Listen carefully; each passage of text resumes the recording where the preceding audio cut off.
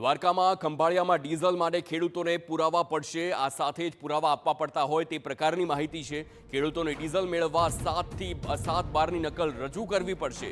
Diesel માટે ખેડૂતનો આધાર card અથવા ચૂંટણી કાર્ડની નકલ જરૂરી છે। ખેડૂતોને ખુલ્લા પાત્ર કે બેરલમાં 200 લીટર ડીઝલ અપાશે। આ સાથે જ સંગ્રહખોરી રોકવા વ્યવસ્થા કરાઈ હોવાનું મામલતદારનું નિવેદન। મામલતદારે અફવાઓથી દૂર રહેવા અપીલ કરી છે। તડકામાં પેટ્રોલ પંપ પર લાઈનો ન લગાવવા અપીલ પણ કરી છે।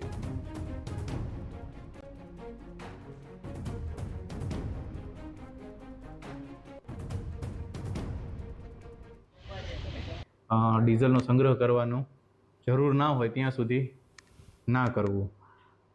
સરકારશ્રીની સૂચના મુજબ ખેડૂતોને જે ડીઝલ બેરલ અને ખુલ્લા પાત્રમાં આપવામાં આવી રહ્યું છે એ બાબતે પણ અમે અહીંયાથી સાચા વ્યક્તિને મળે અને બિનજરૂરી સંગ્રહખોરો આ જોગવાઈનો લાભ લઈ અને સંગ્રહ ના કરે એ બાબતે ખરાઈ કરવા માટે તમામ પંપ સંચાલકોને સૂચના આપેલી છે, જે બાબતે તમામે સહયોગ કરવો।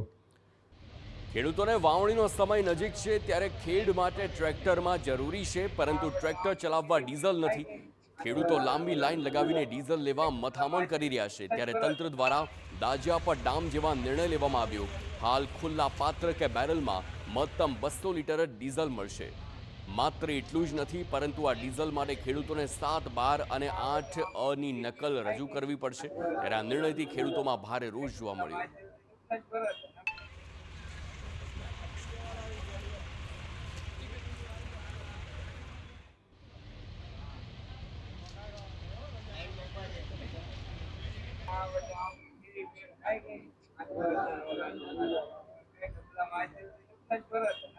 સરકારનો એક વિભાગ કે જે પૂરતો જથ્થો છે, બીજી બાજુ એક પરિપત્ર થાય છે કે ખેડૂતો ડીઝલ લેવું હશે તો એમને આ પ્રકારના પુરાવા લઈને આવવું પડશે।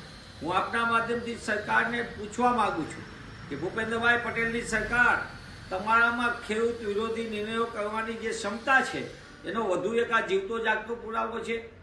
તમારે ખરેખર જથ્થો હોય તો ખેડૂતની માંગ પ્રમાણે આપો। એ વધારાનું કાંઈ ડીઝલ લઈ નથી જવાનું, એની જરૂરિયાત મુજબ લઈ જવાનો છે। ખેડૂત અત્યારે એટલા દખી છે, ખેડૂત કેલબા લઈને ભરાવા આવે 7, 12, 8 આરસી બુક એની ઝેરોક્ષ બધાય કાગળિયા ભેરા કરીને માગે। ફાધરના નામનું ટ્રેક્ટર હોય તો બાપાની 70 વર્ષની ઉંમર હોય તો એને હાજર રહેવું પડે। આવી ગંભીર હાલત છે ખેડૂતોની।